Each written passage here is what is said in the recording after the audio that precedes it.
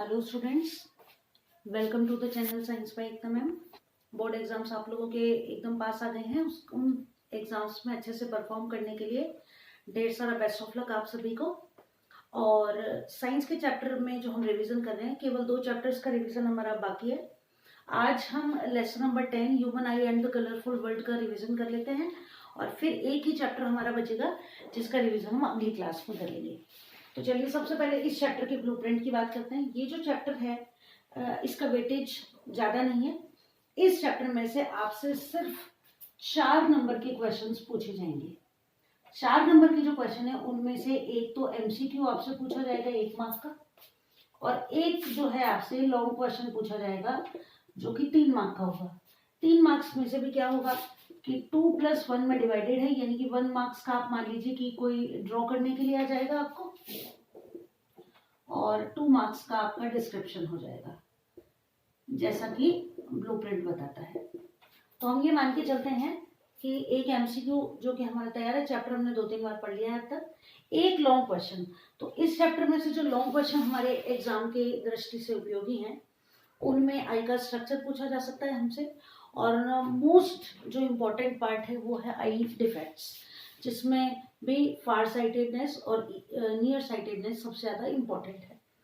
तो आज की क्लास छोटी सी, बिल्कुल शॉर्ट में हम इसको जल्दी से बना लेते हैं और पढ़ लेते हैं। चैप्टर का रिवीजन फटाफट हो जाएगा, ठीक है।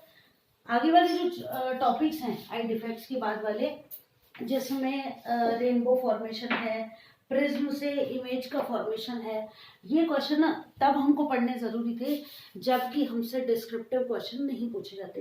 लेकिन फिर भी एक क्विक रिकैप कर लेते हैं हम चैप्टर का। सबसे पहले हम इस चैप्टर में बात करते हैं आई के स्ट्रक्चर की। अब देखिए, आई का जो स्ट्रक्चर है उसका डायग्राम एक तो आपको याद करना ही है। आई के स्ट्रक्चर में मेन बातें, तो एक पेयर आईज हमारे पास होती है। जो आईज जो होती है इनकी जो डायमीटर है लगभग 2.3 सेंटीमीटर डायमीटर हमारी आंखों का होता है। आपको जानकर आश्चर्य होगा कि हमारी आंखों का साइज जितना जन्म के समय रहता है उतना ही हम बड़े हो जाते हैं, उसके बाद भी बना रहता है, यानी आंखें साइज में बड़ी या छोटी नहीं होती है। चलिए, ये तो गई कॉमन सी बात। आगे चलते हैं। तो आंख के अंदर अलग अलग जो आंख का स्ट्रक्चर की जब हम बात करते हैं तो सबसे पहली बात ये कही जाती है कि जो वस्तु का प्रतिबिंब है, यानी कि इमेज फॉर्मेशन जो होता है वो किस जगह पर होता है। तो इमेज फॉर्मेशन जो है हमारी आंख में ये होता है रेटिना पर। रेटिना जो है ये वो जगह जहां पर हम किसी भी वस्तु को जब देखते हैं तो उसका इमेज फॉर्मेशन होता है, ठीक है। एक चीज और होती है हमारी आंख के स्ट्रक्चर के अंदर जिसको कहा जाता है आइरिस। आइरिस जो है ये हमारी आंख के साइज को नियंत्रित करती है, ठीक है। Control the size of the eye. ये हमारी आंख के साइज को कंट्रोल करने का काम करती है। इसके बाद बात की जाए रेटिना की, तो रेटिना जो है इसके स्ट्रक्चर पर इसके अंदर बहुत सारी फोटो सेंसिटिव सेल्स पाई जाती हैं, प्रकाश सुग्राही कोशिकाएं पाई जाती हैं। ये जो सेल्स होती हैं ये इमेज फॉर्मेशन में हेल्प करती हैं तथा जो देखी गई इमेज है उसके सिग्नल्स को ब्रेन तक भेजने में भी मदद करती हैं। ये तो बात हुई आपके स्ट्रक्चर की। अब बनने वाला जो प्रतिबिंब है वो हमारी आंख में बनता कैसा है, what type of images formed by retina. तो देखिए, ये ध्यान रखना है, इन्वर्टेड एंड रियल इमेज, यानी कि उल्टा तथा वास्तविक प्रतिबिंब जो है ये हमारे अभिनेत्र लेंस के द्वारा। अभिनेत्र लेंस क्या होता है, आई लेंस, इसे कहा जाता है अभिनेत्र लेंस। अब इसका मतलब क्या है, देखिए कि हमारी जो आंख है ये बिल्कुल एक कैमरे की तरह काम करती है। जिस तरह कैमरा किसी वस्तु की इमेज बनाता है, बिल्कुल वैसी ही इमेज हमारी आंख के लेंस के द्वारा भी बनती है। अब जो इमेज बनती है वो रियल होती है plus inverted. Inverted in the sense, ऐसा नहीं है कि जो ऊपरी हिस्सा है वो नीचे और जो निचला हिस्सा है वो ऊपर दिखाई दे। कि मान लीजिए कोई व्यक्ति हमारे सामने खड़ा है तो उसके पैर ऊपर और सिर नीचे हो जाएगी, स्थिति नहीं होती। Inverted in the sense lateral inversion, किसी भी वस्तु का पार्श्व प्रतिबिंब, शायद हिंदी में ये कहते हैं इसको लेटरल इन्वर्जन। क्या है लेटरल इन्वर्जन?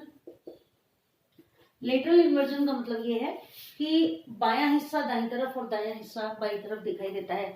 कि अगर मेरे सामने कोई और व्यक्ति खड़ा है तो जिस तरफ मेरा बायां हिस्सा होगा उस तरफ उसका दायां हिस्सा होगा, और मुझे जो दिखाई देगा इसको कहा जाता है लेटरल इन्वर्जन। ठीक है, तो वो व्यक्ति जब मेरे सामने खड़ा है तो मेरे बाईं तरफ उसका दायां हिस्सा है और उसके दाईं तरफ मेरा बायां हिस्सा होगा।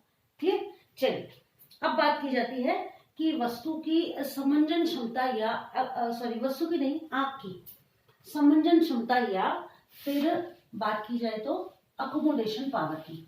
साथ ही साथ एक क्वेश्चन को और आंसर कर लेते हैं यहीं पर कि जब आईज डोनेट की जाती हैं, कि कोई व्यक्ति जब ये फॉर्म फिल कर देता है अपनी डेथ से पहले कि मैं अपनी आंखें नेत्रदान, आई बैंक सोसाइटी में फॉर्म भर देता है कि मैं अपनी आंखों को दान करना चाहता हूँ, या फिर कुछ ऐसे परिवारजन होते हैं जो अपने प्रियजन की मृत्यु के पश्चात उनकी आंखों को डोनेट करते हैं।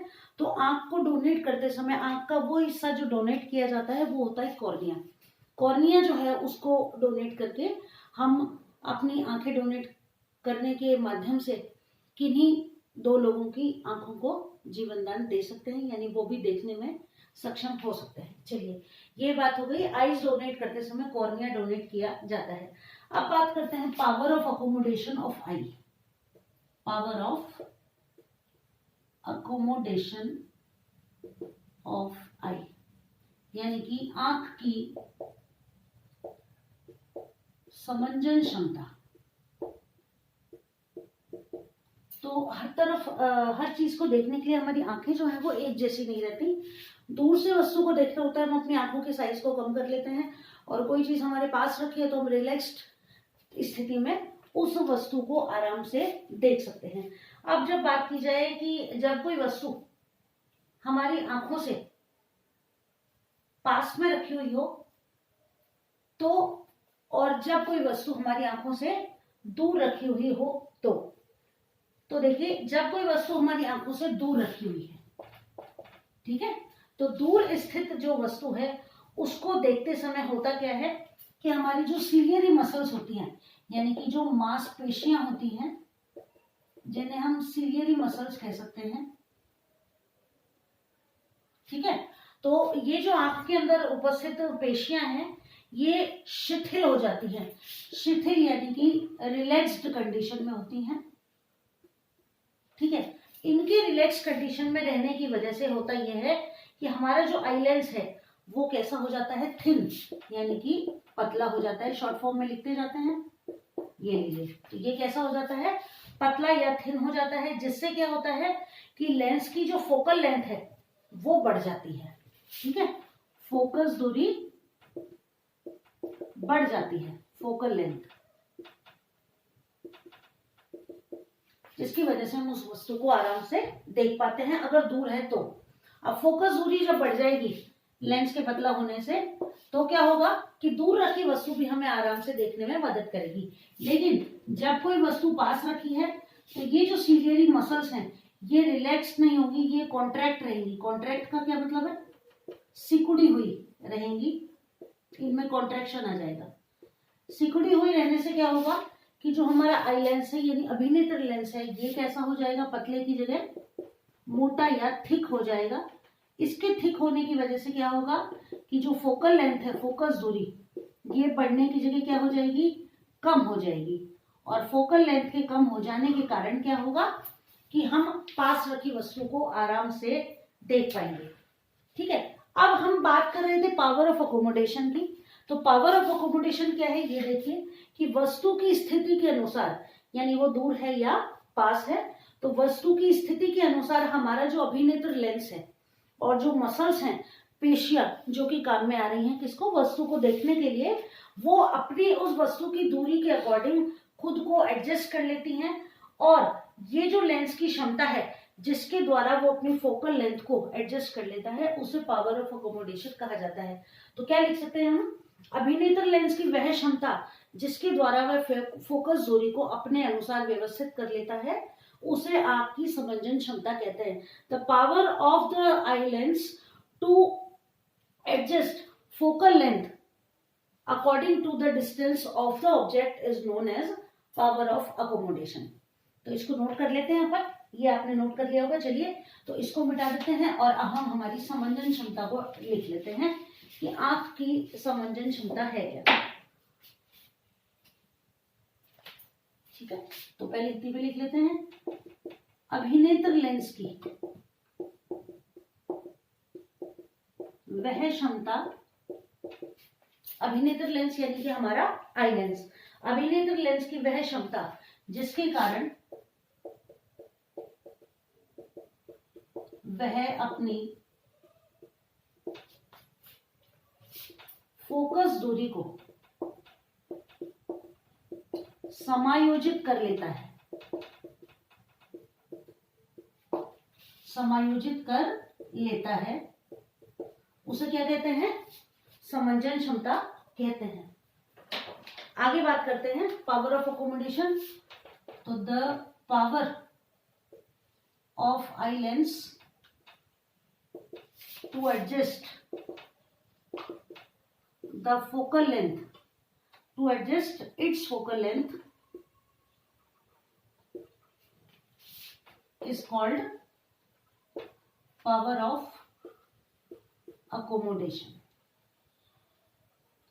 ये तो बात हो गई लेंस की पावर ऑफ अकोमोडेशन की। अब आगे बात करें कि ये पावर ऑफ अकोमोडेशन मैक्सिमम और मिनिमम कितनी होती है। तो देखिए बात की जाए जब कि nearest point of the I, near point या निकट बिंदु, ये क्या होता है कि ऐसा नहीं है कि किसी चीज को हमने बिल्कुल आंख के ऊपर ही रख लिया और तो भी वो हमें स्पष्ट दिख रही है।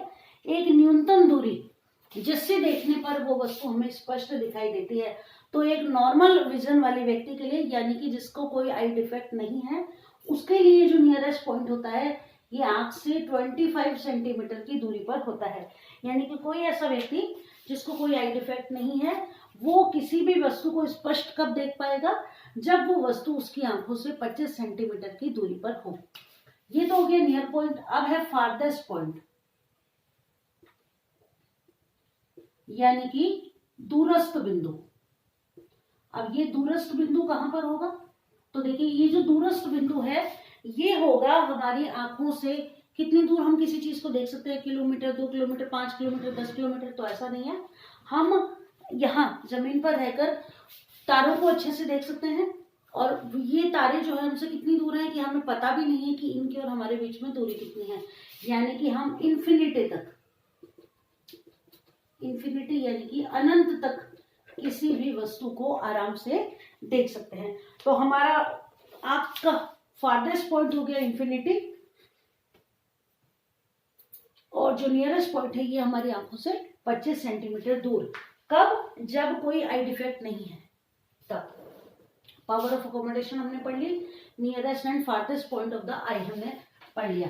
अब जो इस चैप्टर का सबसे इंपॉर्टेंट पार्ट है वो है आई डिफेक्ट्स, और डायग्राम सहित हमसे पूछा जा सकता है। अब देखिए सबसे पहले तो हम बात ये करें कि आई डिफेक्ट होते क्या है। तो आई डिफेक्ट क्या है कि आंख के अंदर उत्पन्न वो व्यवधान जिसकी वजह से हम नॉर्मली किसी चीज को देख नहीं पा रहे, ये हो गया आई डिफेक्ट। अब सबसे पहले हम ये जाने कि किसी भी वस्तु की इमेज हमारी आंख पर बनती कैसे है। तो देखिए हम आंख की बात करें, आंख का डायग्राम अगर हम बनाएं,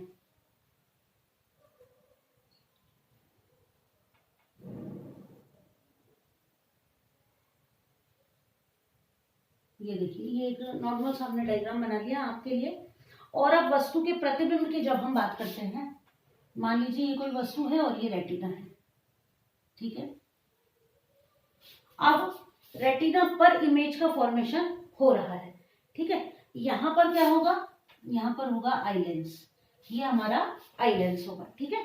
अब वस्तु के प्रतिबिंब की जब हम बात कर रहे हैं तो वस्तु का प्रतिबिंब किस तरीके से बनेगा, तो ये देखिए मान लीजिए ये वस्तु है और यहां जाकर ये प्रतिबिंब निर्माण हो जाता है, ये वस्तु है, ये हो गया हमारा आई लेंस, ठीक है। और ये है रेटिना।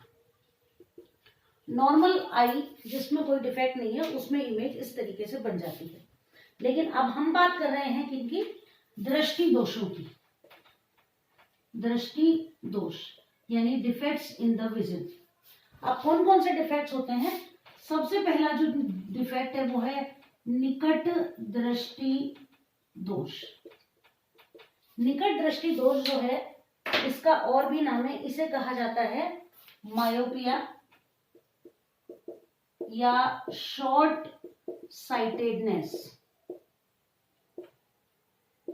ठीक है। अब निकट दृष्टि दोष की जब हम बात कर रहे हैं तो निकट दृष्टि दोष जैसा कि इसका नाम बता रहा है कि इस निकट दृष्टि दोष या मायोपिया में जो भी व्यक्ति है उसे निकट रखी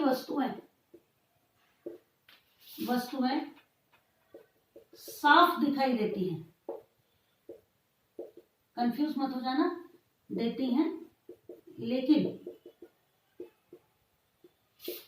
दूर रखी वस्तु स्पष्ट दिखाई नहीं देती।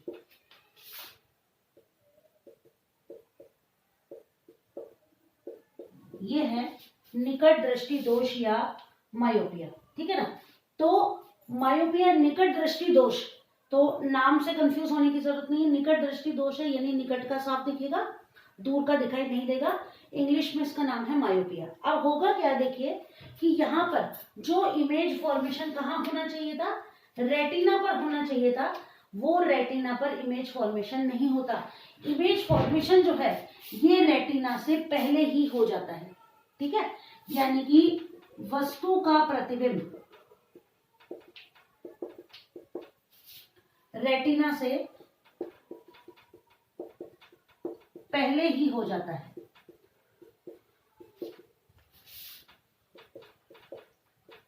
ठीक है। Image is formed before retina. अब देखो ये तो हमने लिख लिया। अब इमेज फॉर्मेशन कराया कैसे जाए इसके अंदर? तो ये जो हमारी आंख है, ठीक है, यहां बना देते हैं।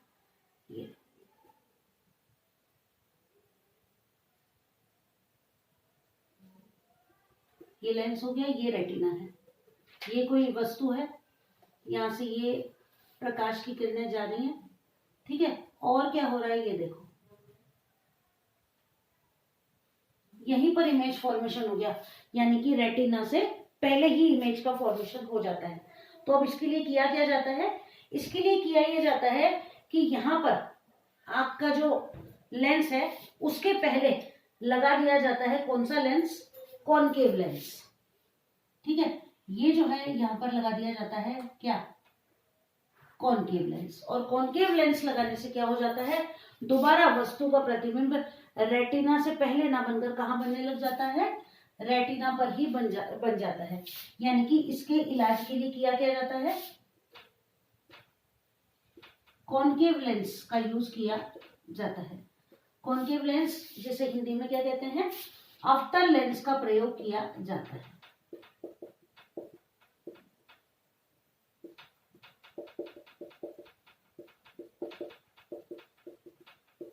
ये लो, तो ये हो गया मायोपिया। अवतल लेंस का प्रयोग करके और इसमें से इमेज फॉर्मेशन प्रॉपर कर लिया जाता है। ये बात हो गई हमारे दृष्टि दोष मायोपिया की। तो एक बार और रिवाइज कर लेते हैं मायोपिया को। मायोपिया या शॉर्ट साइटेडनेस यानी कि ये वो दृष्टि दोष है जिसमें पास रखी वस्तुएं तो व्यक्ति को स्पष्ट दिखाई देंगी, जबकि दूर रखी वस्तुएं साफ दिखाई नहीं देंगी। ठीक है। प्रतिबिंब जो है यानी इमेज फॉर्मेशन जो है वो रेटिना से पहले हो जाएगा। रेटिना से पहले इमेज फॉर्मेशन को रोकने के लिए किया क्या जाएगा? हम यूज करेंगे कॉनकेव लेंस का। कॉनकेव लेंस को यूज करने से इमेज जो है दोबारा कहाँ बनने लग जाएगी? रेटिना पर ही बनने लग जाएगी। चलिए अब हम चलते हैं हमारे अगले आई डिफेक्ट की तरफ जो भी इंपॉर्टेंट है। और अब अगला जो दोष है उसकी बात करते हैं। अगला जो दृष्टि दोष है वो है फार साइटेडनेस यानी कि दूर दृष्टि दोष।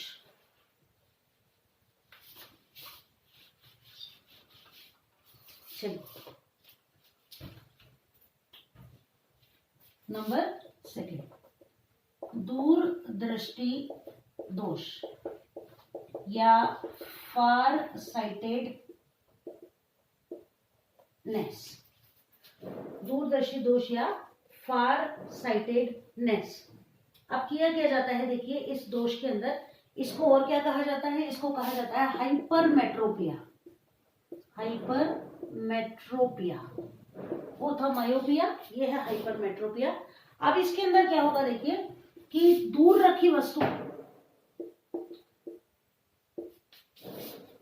स्पष्ट दिखाई देगी,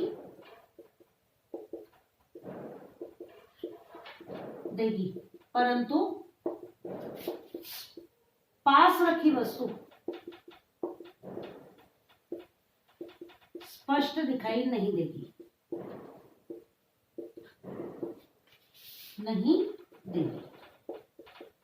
अब ऐसा होगा क्यों, वहां इमेज फॉर्मेशन हो रहा था रेटिना से पहले, यहां क्या होगा, वस्तु का प्रतिबिंब जो है, इमेज फॉर्मेशन, वस्तु का प्रतिबिंब रेटिना के पश्चात बनेगा, रेटिना के पश्चात यानी बाद में, इस तरीके से ना बनकर क्या होगा, स्थिति क्या उत्पन्न हो जाएगी, ये देखिए कि ये जो वस्तु है यहाँ, ये हमारा नेत्र लेंस है। अब क्या होगा कि ये जो प्रकाश की किरणें आ रही हैं ये इस तरीके से चली जाएंगी और जो इमेज फॉर्मेशन है ये कहाँ हो जाएगा, रेटिना के पीछे की तरफ हो जाएगा। ठीक है, तो प्रतिबिंब रेटिना के पश्चात बनता है। अब इसको दूर करने के लिए क्या किया जाता है, यूज किया जाता है कॉन्वेक्स लेंस, कॉन्वेक्स लेंस या उत्तल दर्पण, उत्तल लेंस, सॉरी उत्तल लेंस का प्रयोग करते हैं, जिससे वस्तु का प्रतिबिंब रेटिना के पीछे ना बनकर वापस रेटिना पर ही बनने लग जाता है। ये लो, इसको यूज कर लेते हैं, और यूज करने से क्या होता है कि ये लेंस जो है वस्तु के प्रतिबिंब को वापस कहाँ बना देता है, रेटिना पर ही बना देता है। अब आपको डायग्राम जो बनाने पड़ेंगे वो तीनों बनाने पड़ेंगे। पहले आप नॉर्मल विजन बनाएंगे, फिर आप ये बनाएंगे डिफेक्ट वाला, और फिर आपको ये इमेज फॉर्मेशन बनाना पड़ेगा। और इस तरह आप इन लेंसेज को यूज में करके और क्या कर सकते हैं, आई डिफेक्ट्स को बता सकते हैं। अगला जो आई डिफेक्ट है वो है जरा दूरदर्शिता। जरा दूरदर्शिता जो है इसे प्रेस बायोपिया भी कहा जाता है। चलिए इसके बारे में बात करते हैं।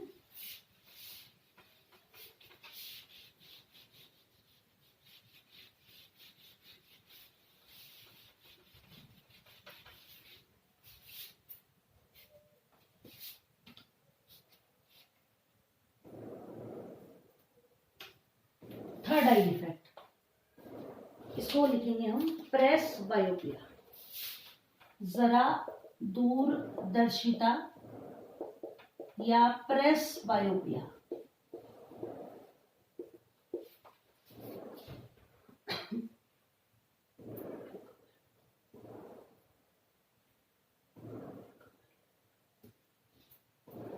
प्रेस बायोपिया क्या रोग है, देखिए प्रेस बायोपिया का मतलब यह है कि ऐसा व्यक्ति जो जरा दूरदर्शिता रोग से ग्रसित है उसे ना तो पास का ही स्पष्ट दिखाई देता है और ना दूर की दृष्टि ही उसकी स्पष्ट होती है।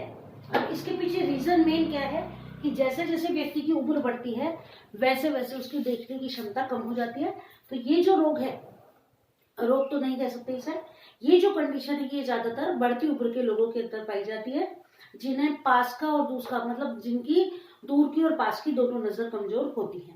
अब इस दूरी को, इस डिफेक्ट को दूर करने के लिए क्या किया जाता है, द्विफोकसी लेंस का प्रयोग किया जाता है। ठीक है, द्विफोकसी लेंस यानी कि बाईफोकल लेंस यूज में लिया जाता है। आपने देखा होगा बड़े लोग जो चश्मा लगाते हैं ना, तो उनके अंदर होता यह है कि ये इस तरीके से चश्मे का ग्लास होता है, तो ये वाला हिस्सा आपने देखा हो तो थोड़ा उभरा हुआ दिखाई देता है और ये अलग होता है। तो ये वाला जो लेंस होता है ये तो अवतल लेंस होता है और ये होता है उत्तल लेंस, यानी कि ये तो कॉन्वेक्स लेंस होता है और ये कॉनकेव लेंस होता है। ठीक है ना, तो वो तो काम आ जाता है पास की वस्तुओं को देखने के लिए और ये काम आ जाता है दूर की वस्तुओं को देखने के लिए। ठीक है ना, तो इस तरह हम क्या कर सकते हैं, जरा दूरदर्शिता या प्रेस बायोपिया को नामक डिफेक्ट को दूर कर सकते हैं। ठीक है। और अगर मोतियाबिंद अगर किसी को हो जाए, कैटरेक्ट जिसे कहा जाता है, तो उसमें होता ये है कि ये जो आंख का लेंस है ना, इसके ऊपर एक वाइट सी कवरिंग सी आ जाती है, तो उसको ऑपरेशन करके हटा दिया जाता है। अब देखिए, अगर हमारे ब्लूप्रिंट की बात की जाए तो ब्लूप्रिंट के अकॉर्डिंग इस चैप्टर में से मेनली यही जो इम्पोर्टेंट क्वेश्चन है वो हमसे पूछे जा सकते हैं। अब इसके बाद अगर हम चैप्टर की बात करें तो उसमें हमसे पूछे जाने वाले क्वेश्चन जो है वो इंद्रधनुष का बनना और कोलाइडी जो कण है, टिंडल इफेक्ट, उसके बारे में पूछे जा सकते हैं, या आसमान नीला क्यों दिखाई देता है ये पूछा जा सकता है। खतरे के साइन हमसे पूछे जा सकते हैं कि रेड ही क्यों बनाए जाते हैं। लेकिन बात यह है कि इसमें से बड़ा क्वेश्चन पूछा जाएगा। ये जो आगे वाले टॉपिक्स हैं ये सभी क्वेश्चंस कैसे हैं, शॉर्ट क्वेश्चंस हैं। तो कोशिश वैसे तो कोशिश यही रहेगी कि इनमें से पूछ लिए जाने चाहिए हमसे क्वेश्चन। और अब क्योंकि टाइम कम है तो हम अपनी तैयारी को और ज़्यादा अच्छे से बढ़ाएं। इसके लिए इम्पोर्टेंट क्वेश्चंस इस चैप्टर के हमारे कंप्लीट हो गए। अब एक चैप्टर का रिवीजन और बचा है जो लाइट रिफ्रैक्शन वाला चैप्टर है, तो जल्दी हम उसको और कंप्लीट कर देंगे। तो अच्छे से आपका अब जो पहला पेपर है वो होने वाला है, उसके लिए ढेर सारा बेस्ट ऑफ लक। आप सभी को अच्छे से प्रेजेंस ऑफ माइंड के साथ अपने पेपर को कंप्लीट करें और जल्दी मिलते हैं अगले चैप्टर के रिवीजन के साथ। Best of luck.